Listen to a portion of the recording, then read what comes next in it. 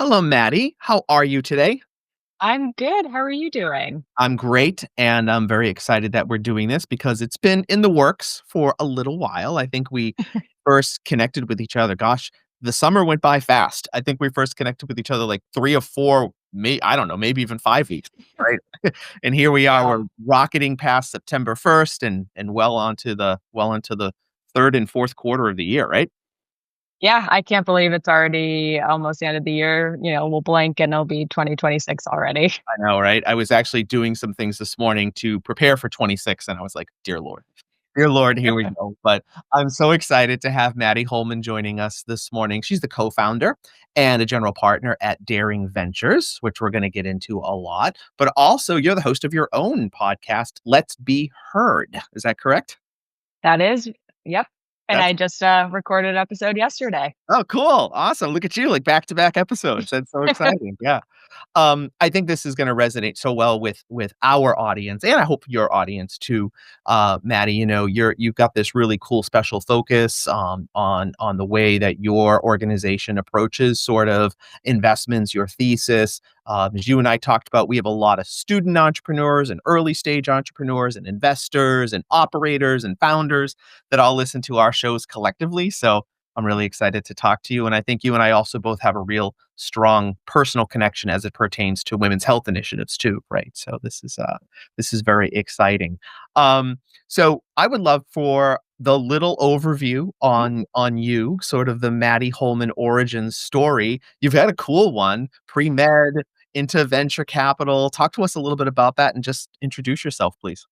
Yeah, happy to. Thanks for having me on. Yeah, so a little bit on my backstory, as you alluded to, it wasn't the traditional path in. I was actually pre-med, went to school down in Houston at Rice, played volleyball, thought I wanted to be a doctor. My parents are both doctors, and I love science. But my junior year, I actually shadowed some surgeons in the med center and realized the actual day-to-day delivering care was not what Mhm. I expected and not what I really felt passionate about. And so Mm. completely pivoted my junior year right before taking the MCATs and realized, oh my gosh, what am I going to What do do I do now? now? Yeah. I mean, you're set on such a path. I mean, med school, it's all It's very, very, yeah, very, linear. very specific and linear, right? Yep. Right. And I kind of had to, relearn what I really wanted to do. Like Mm. a little bit of an identity crisis, but in a good way, because then it Mhm. forced me to really understand like what do I actually like? What do I want to explore? And so I eventually landed on business school and I went to Imperial College in London. Mm. Uh, really, one, I wanted to study abroad, and unfortunately, undergrad couldn't because of volleyball. But also, just wanted to do something in entrepreneurship, management, and just see what was out there. Mm. And during my time there, I had a course on venture capital and growth finance and fell in love with it right away. And I love the mentorship aspect of it. I love being able to support incredible founders who are really doing the hard work. I would say investors have the easy job compared to Right. founders. And came back to the US, realized how closed network it is. And if you don't have a finance background, it's even harder. And so I was determined anyway and got in eventually at a corporate venture capital fund called Touchdown Ventures. And so they manage VC funds for corporations that didn't want to manage it internally. And so worked across a variety of industries and corporate partners, and then was at Cigna Ventures doing early to growth stage healthcare investing. And that's where I met my co-GP for Daring. He was in LA at the same time as me, doing investment banking at Lazard, and knew that that wasn't the path he wanted to go on, and really loved mentorship as well. And we just bonded over that and stayed in touch until he was like, I'm doing it. I'm Yeah. starting Daring, and would love for you to join. And I, right time, right place, and decided to jump all in. That's amazing. I wanna pull on 2 threads. So Mhm. one is, we have a great relationship here, with, Isabella Mendez, who's an undergrad at Harvard. You may know her. She started Girls into VC. Oh Um, yes. and she's doing a tremendous job really trying to break down barriers for women to enter into venture capital. And you mentioned how hard it is for anybody to break in. So I'd love for you maybe to tell us a little bit more about how you cracked the code at Touchdown. But the other thread I want to pull on is that mentorship thread where you really talk about how you were interested and intrigued and sort of captivated by the mentorship aspect of what you do in early seed investing? Yeah. So with the cracking into venture, I will preface that there are many ways, and so this Sure, is not the one end all be all. But um, for me, I was a complete newbie to it. I had no idea what it was. Like the closest thing I knew was investment banking, in terms of finance, and so sure. I just started to ask people who were in investment banking, learning more about, okay, what are other roles in finance? And then eventually ask them, do they know anyone in venture capital? Mhm. And so I slowly started to network with people and eventually got to like meet people who are in the industry and realize that there's so many different avenues to go down in venture. It's really not a Right. one size. There's so many different flavors of it, whether you want to do early stage, late stage, if you want to be a specialist in one industry or if you want to be a generalist, and then corporate VC versus traditional VC. And so really learned like, okay, there's different paths I can go So down, but many then there's flavors to different, that. Yeah. yeah, and then there's different team dynamics too. And I think Mhm. that's something I didn't realize is a really key point, and I think it's across all jobs that, like, you spend most of your day with, and a lot of your life with the people you work with. So you wanna Mhm. make sure that there's this collaborative, apprenticeship model that you can really grow with the firm, and so it was a lot of talking to people at the start and then trying to apply for jobs and a lot of rejections, I will say. I had so many rejections, I could always, like, tell the email when it came through, just the first line, I'm like, "Oh god, this is gonna be a rejection email." And so, Dear um Maddie, oh no. yeah, you can always tell. It's kinda like, rejection from college friends as well. You're like, "Oh, no." But, and it was a lot. It was a lot of just people telling me, "Go work at a startup, go work in big consulting or Right. investment Yeah. banking," and You hear that path a lot, right? You gotta go to Big yeah. 4 or something like that, right? Yep. Yep. Yeah, or they tell me to go get an MBA, and I'm like, "Well, I got a master's in entrepreneurship, like, I don't Right. see the point of just checking a box," and so, I was like, "There's gotta be someone who likes a unique background," and so it took probably, like, 8 to 10 months of really trying to, Grinding. Yeah. break in, a lot of awkward interviews. I'll say I bombed several of them, when I first started, so don't get discouraged if that happens to you, it's natural, and, so that's really how I got in, and That's then awesome. the best thing I would say in terms of advice if you're looking to get in, first start with just talking with people and Mhm. then ask them who else should you know or can they introduce you to? Because then that will just create a domino effect in terms of the next person. And then you'll get to talk to a lot more people and you never know what opportunities may come up from that. That's really good advice because I've seen that in my own, networking in my own career path where, I talk to you and then you introduce me to this person and then that person. It really does snowball from there, right? So I think people need to be not afraid to do that. That's wonderful. And it's funny what you said about, oh, go get an MBA. It's like, well, look, are you going to finance my grad school? Because I already have a graduate degree. I don't need to go and get another Oh graduate degree. yeah. Yeah. And then the mentorship aspect, Mhm. Maddie, you mentioned a little bit how you're investing sort of in a lot of investors talk about the human relationship, but also sort of like you said, the founders have the hard job. But I do think you, as an early stage investor and a mentor, you bear a lot of responsibility as well. So, and you said that Mhm. really intrigued you. Tell us a little bit more about that.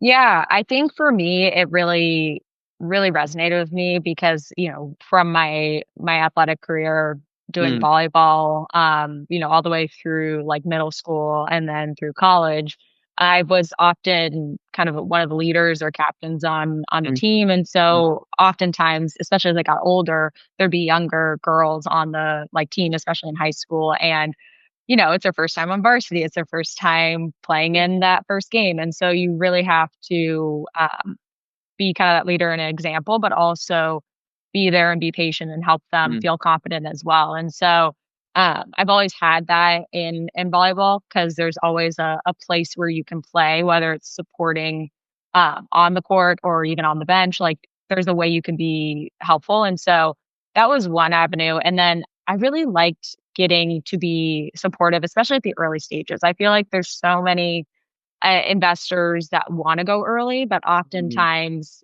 they have this, dilemma of we want to see X amount of traction, Right. but you're a pre-seed company, and it's like that you can't have Sometimes both. those don't And those don't those so don't equate. Yes. yeah, it's really backing the founder and what their vision is, their characteristics. And so you really have to believe in them, and you have to roll up your sleeves and work with them, Mm, whether it's, helping them think through their business strategy, helping them with intros, or even just being a therapist sometimes. I've yeah. had that too, where it's like, why is this happening? And I'm like, I don't know, but you can But vent to I'm me here to all you let you want. in. Yeah, I'm here to yeah, just throw it at me. I'm here to absorb it for you. Yep. Yep. Yep. And then especially with women too, I love that you mentioned, girls into VC. It's something that I'm actually helping support right now. And it's something I find super passionate about because I think there should be more women in venture. I think it still has a long way to go in terms of being more diversified Sure. because so many different perspectives and women, the needle has not really moved a lot. And so I think across the board, whether it's founders, investors, capital allocators, wanting to get more women involved and knowing that they can and that it's not this big scary thing. And so um, that's another passion of mine. And so I'm glad That's that you great. touched on that. Yeah, that's great. Snaps to our friends at Girls at VC. Maddie, it seems like it's a very natural thing for you.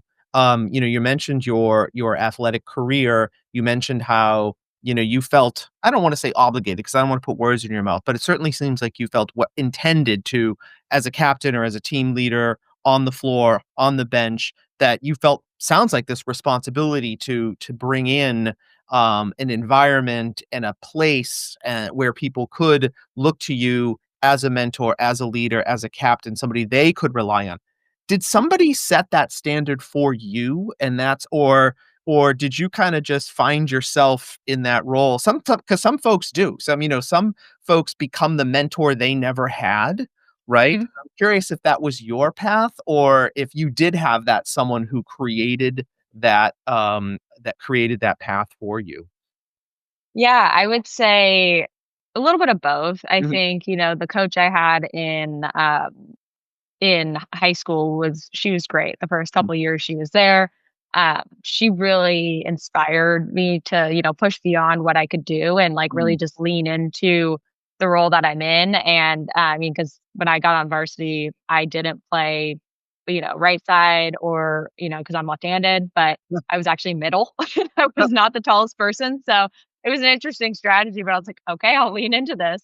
sure. Um, but I think also I'm the youngest of 3, and I think Ah, there's just that scrappy mentality of you come into the world and it's chaos and you have to, like, figure stuff out, and so I think I've always been a little bit of that, like, large and in charge even though I was, like, super tiny when I was a kid, and so, that I think there's a little bit of that in me as well, so it's a combination of the 2. I had an inkling that that was the case, even though I don't know you all that well, but I had an inkling that that was possibly the case, so that's incredible.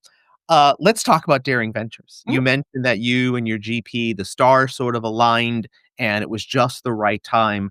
But this is still a very turbulent time for venture capital, for just, investing in general. I do think things are settling a little bit, but certainly 2023, 2024, these were very, chaotic times. So I guess why now? Well, you mentioned the stars aligned, but can you tell us a little bit Yeah. more? Yeah. Yeah, and, I think part of that really goes to my coach GP's backstory as well. Mhm. I think, for him, he also had very untraditional paths. He was actually, didn't go to college straight away. He was a 3-time community college dropout, washed cars at Enterprise at LAX, and eventually came across, investment banking through, believe it or not, a Craigslist, Oh, wow. listing, for office Not just the admin. couches. Yeah. Right, I know, like, I was like, "How was that not a scam?" But it wasn't, and thank God for that, Thank God. 'cause Yeah. that yeah, that got him on his path, and he was like, "That's what I wanna do," and so many people wrote him off, and he said, "Screw that, I'm gonna do it," and Awesome. got into Columbia, got into Lazard, Wow. was doing M&A for, aerospace and defense, but Mhm. the really cool thing that he loved doing, and I think this is part of, what we look for in founders, is Mm. he just loved mentorship, like, he was gonna do it anyway. Right. He would do it on his free day on a Saturday, so he would mentor community college students who were interested in getting into jobs on Wall Street Mhm. because he saw when through his experience that there was this, access and knowledge gap, Hmm. in terms of recruiting cycles, for 4-year colleges when a lot of folks would transfer from community college. And so he wanted to help really get folks into those careers because there's a lot of smart, hardworking folks Right. in community college and some of the smartest people I've met. And so really for us, it was almost like inevitable. We were already doing it in terms Right. of underwriting talent in these different fields, whether it was helping people get into VC or helping them get into jobs on Wall Street. And so we're like, why don't we take this and do this in venture, Right. early stage founders? And so that was really why now. And I think also from my experience in venture for the last, close to a decade, I Sure. saw, it's hard to change things from the inside out. And so it's like, if you really want to show change and show like how you think venture should be, and like, you really have to build something yourself. And so that was really the genesis of it. And so we started about a year ago, which is wild to even think now, Right. that it's only been a year. But what we do is we are pre-seed focused fund. So we do anything from idea stage through early commercialization. Hmm. And we invest in B2B software that's built by founders that use their lived experience and really almost obsession about the Yeah. problem that they're solving as a superpower. We think, they're monomaniacal founders. They will just do something. It's almost like that itch that you can't Yeah. stop scratching. You're like, I have to do it no matter what. Like it's pulling me towards doing it. And so that's what we invest in. Pretty generalist, but I would say we're super hyper focused on the founder archetype and Mm. um, they just have to have the three characteristics, what we call their will to win, their right to win, and then X factor, which as I mentioned, is that like that itch you can't Yes. not scratch. I was meeting with a student founder earlier this week, and she's got amazing ideas, as most founders do. And three things that she's really sort of like trying to hone in on right now. And I said to her, Maddie, I said, she said, which of the three should I go after? And I said to her, you need to go after that one that makes literally makes the hair on the back of your neck stand up, right? Yep. And to your point, or the itch that you can't scratch. Or I love founders who are like obsessed with what they're trying to do. And you touched on all of that. And I love the idea, and I don't think I have to believe it's inherent in your name, daring. But I don't think Mhm. I've heard of another firm where you talk about its lived experience and authenticity that you really look for. Mhm. That sounds very purposeful, Maddie, given your background, given your co-GP's background, and in the name itself, right? Tell me a little bit about how you're kind of like it's a little counterintuitive, and I really like it. Yeah. Thank you. Yeah, it's I guess it's very much sums up who we are. Not trying to be contrarian for contrarian's sake, but Right. I think because of our experiences, we realize that there's so many, I would say, broken filters that often maybe from years in VC have been formed and served a purpose at the time, but there's so much more to someone beyond the resume, beyond where you went to school, who where Sure. you're from. And so we believe that those aren't the right filters. You should really be focusing on what's actually important, like who has that lived experience, as you mentioned, and um, they know this problem inside and out so well. They either know the community that it's impacting, and they have their trust. They are one of them, Sure. so that they are really best fit to provide this solution or present it and be successful. And so that's the one side of it. And I think authenticity is you can tell that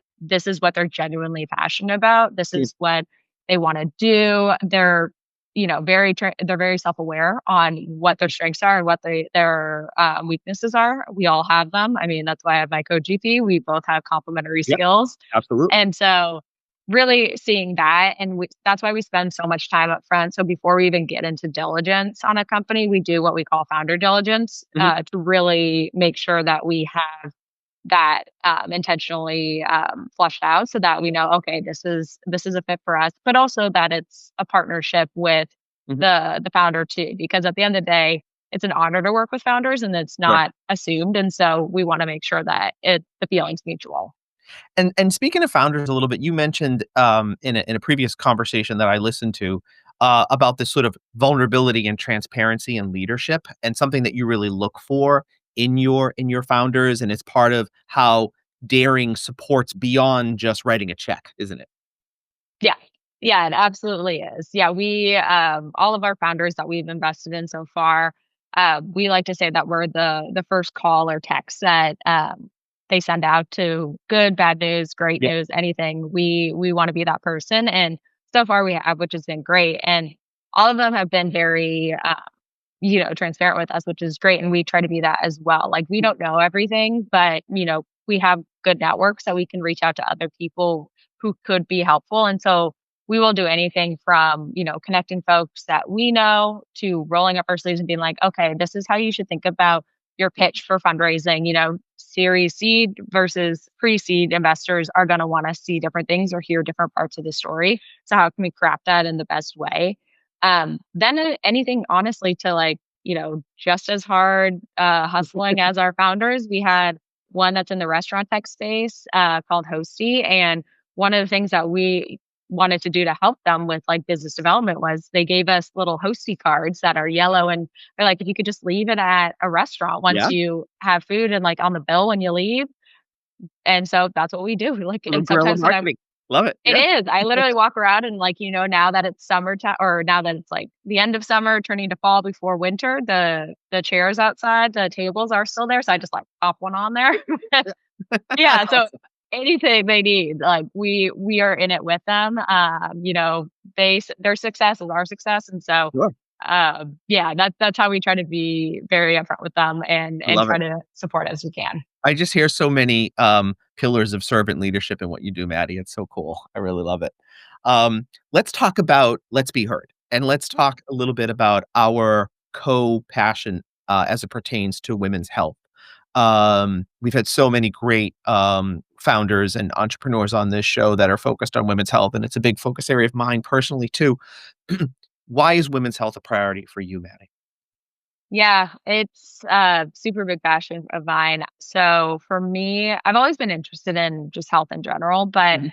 from my own personal experience of going to the OBGYN, annual visits, it never was a good experience. And unfortunately, I Oh, feel like so many women have that experience. And it really I made me not wanna go because it was so painful every time I'd have to get tested, and I was like, "I just don't wanna deal with that." sure. And also, no one believed me when I would say, your pain Mhm. level. That is a true thing that I've experienced, and so once I did find a great OBGYN when I was living in LA, it was like a game changer. Sure. She was very patient. She was very, willing to listen to my concerns. And she then introduced me to pelvic floor therapy.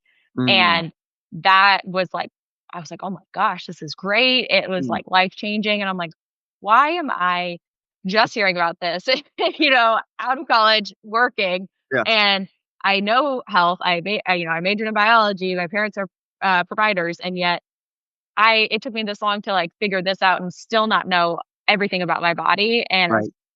I can't even imagine for anyone who doesn't have all of that Mm, background.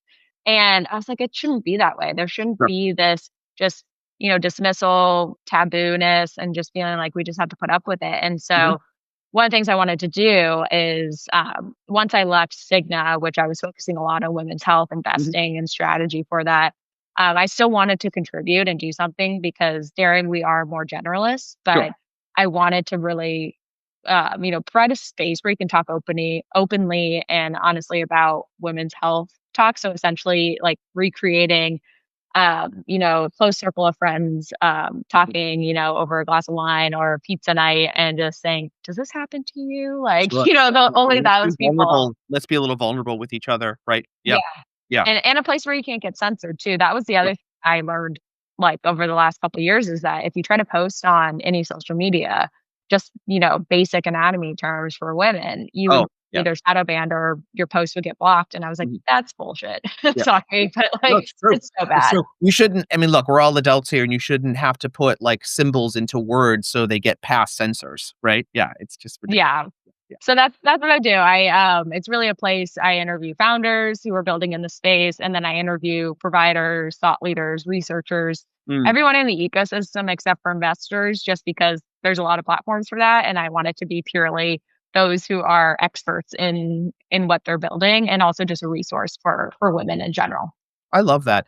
You know, I we had a woman on the show a couple of weeks ago who's focused on perimenopause, menopause, and, kinda breaking down all of the taboo associated with that, right? And, she and I are the same age, so, everyone is gonna go through menopause. Well, every woman is gonna go through this, right? And Mhm. yet it's still something that no one wants to talk about, providers don't wanna talk about.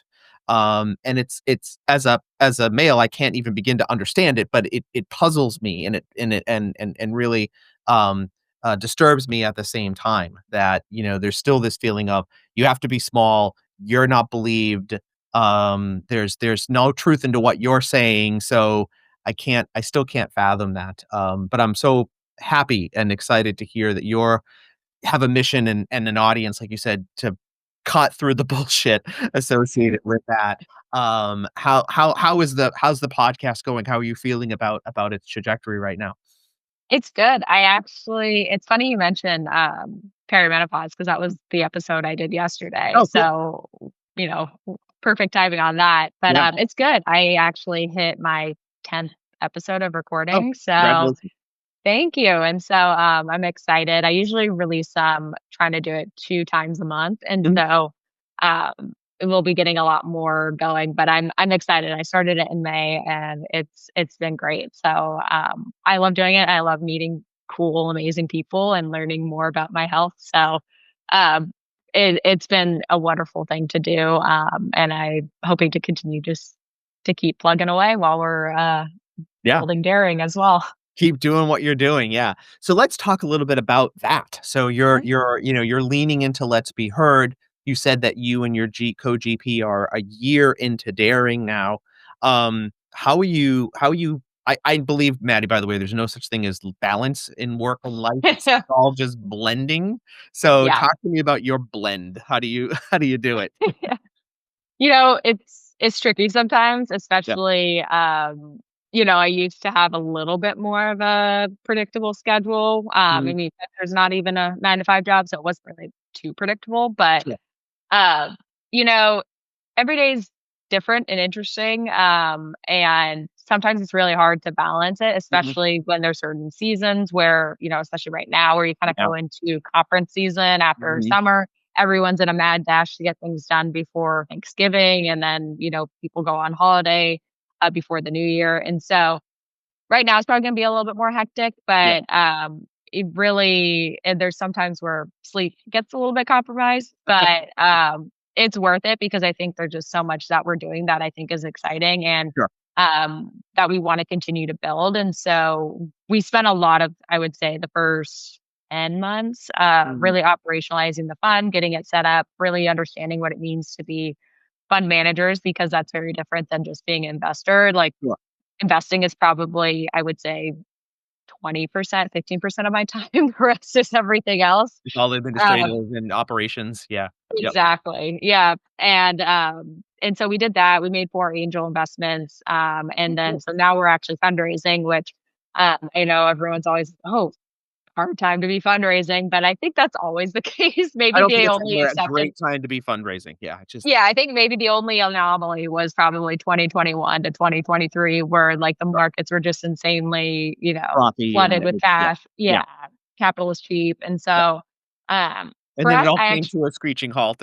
exactly. So, I think it's a good resetting of the industry, and I think it's also better because then you actually I mean, me and my co-GP, we always had the hard way of you gotta go through a lot of no's and Sure. rejection, and so I think that's natural to us, and so we're like, "We're gonna make it happen. If we even if we have to will it into being, we will." Mhm. And so, we'll just get creative and figure it out, but I think so far, those conversations have been going well, so I'm excited Keep to, them going.